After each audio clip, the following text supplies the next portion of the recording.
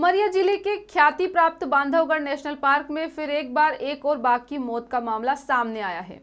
जानकारी के मुताबिक बांधवगढ़ नेशनल पार्क के खितौली कोर एरिया अंतर्गत महामन बीट के कक्ष क्रमांक PF 239 में बाघ का शव बरामद किया गया है, जिसकी जानकारी मिलने के बाद वन विभाग के वरिष्ठ अधिकारी जांच व चिकित्सकीय टीम के साथ मौके पर पहुंचे और जांच पड़ताल सहित संपूर्ण कार्रवाई के बाद शव को जला दिया गया। लगातार हो रही बाघों की मौत के मामले में प्रबंधन बैकफुट पर दिखाई दे रहा है। कहा जा रहा है कि बांधवगढ़ डायरेक्टर डिप्टी डायरेक्टर के पद संभालते ही बाघों की मौतों में तेजी आई है। नेशनल पार्क में सुरक्षा के नाम पर केवल खानापूर्ति की जा रही है। इस मामले में भी अप्रत्यक्ष रूप से बाघों के आपसी संघर्ष की लड़ाई होने के बाद भी प्रबंधन के द्वारा कही जा रही है। पर सवाल यह उठता है कि आखिर कब तक बाघों के लिए जिम्मेदार दुश्मन बने रहेंगे। आए दिन हो रही ऐसी घटनाओं से वन्य प्रेमियों में खासा निराशा की भावना झलक रही है। जानकारी के मुताबिक बांधवगढ़ नेशनल पार्क एरिया में वर्ष 2021 जनवरी माह के बाद अब तक करीब 18 बाघ मर चुके हैं, जो खुद यह बयां करते हैं कि बाघों की सुरक्षा को लेकर प्रबंधन कितना सजग है।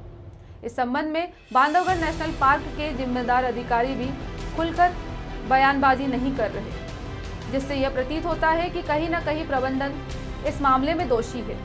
बहरहाल बाघों की हो रही मौत के मामले में सरकार क्या रुख अख्तियार करती है, यह तो आने वाला समय ही बताएगा। गौरतलब है कि बीते दिनों पाली परिक्षेत्र के बेली से लगे जंगल में भी एक बाघ का शत-विशत शव भी मिला था, जिसमें आपसी संघर्ष के कारण मौत होने की बात अधिकारियों द्वारा कही गई थी। इसी खबर में हमारे साथ जुड़ रहे हैं deputy director Umaria Lavit Bharti. Sir बताइए, बाघ के साथ ऐसा हुआ है, क्या कारण है इस तरीके से बाघों की मौत हो रही है, आप बता सकते हैं? ये कारण क्या, वो तो कारण तो कुछ और समझ में आया नहीं। उसकी फॉरेंसिक जांच के लिए भेजा है। मोस्ट प्रोबेबली इसकी एज के कारण नेचुरल डेथ ही इसमें एक रीजन समझ में आ रहा है, क्योंकि और कोई रीजन नहीं है वहाँ पे डेथ का। जी, तो अभी उसको फॉरेंसिक के लिए भेजा गया है जांच में, तो उसकी रिपोर्ट अभी आने में टाइम लगेगा? हाँ, टाइम लगेगा इसकी रिपोर्ट आने में। धन्यवाद सर। इसी खबर की और जानकारी के लिए जुड़ रहे हैं हमारे साथ दीपू त्रिपाठी। बताइए दीपू त्रिपाठी जी, बाघ की मौत का इस तरीके से क्या मुख्य कारण रहा है? जी, मैं आपको बताना चाहूंगा, ये उमरिया जिले के विख्यात बांधवगढ़ नेशनल टाइगर रिजर्व का ये मामला है, जहां खितौली कोर वन परिक्षेत्र अंतर्गत महामन बीट के कक्ष क्रमांक P 239 में बाघ का शत-विशत शव कल बरामद हुआ है, जिसको विभाग के द्वारा बताया जा रहा है कि आपसी संघर्ष की लड़ाई के कारण इसकी मौत हुई है। आपको बता दूं कि इसके पहले भी कई ऐसी घटनाएं सामने आई है जिसमें आपसी संघर्ष की लड़ाई की बात कह दी जाती है। विभाग के द्वारा कहीं न कहीं इसमें टोल मटोल की जाती है कि आखिर इस तरीके की वजह क्यों सामने आ रही है। मैं आपको बताना चाहूंगा कि इस मामले को लेकर के जो पार्क प्रबंधन है वो भी गंभीरता रवैया नहीं अपना रहा है।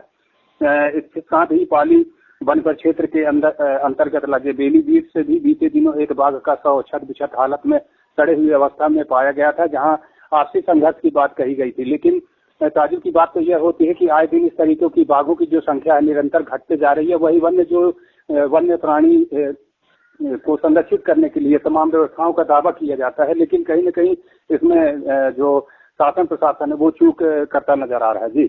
जी, तो दीपू जी, हमारी इस मामले में डिप्टी डायरेक्टर जी से भी बात हुई थी। उन्होंने यही कहा है कि बाघ की फॉरेंसिक टेस्ट की रिपोर्ट अभी आई नहीं है, टाइम लगेगा। क्या अभी कितना टाइम लगेगा, आप बता सकते हैं?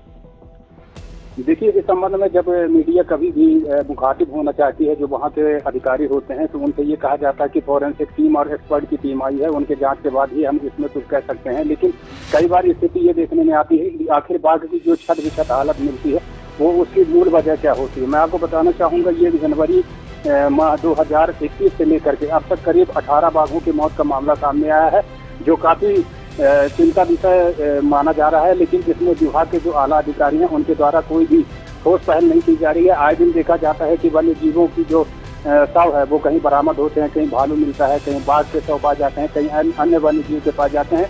उनको चुपचाप तरीके से दफन कर दिया जाता है, जला दिया जाता है।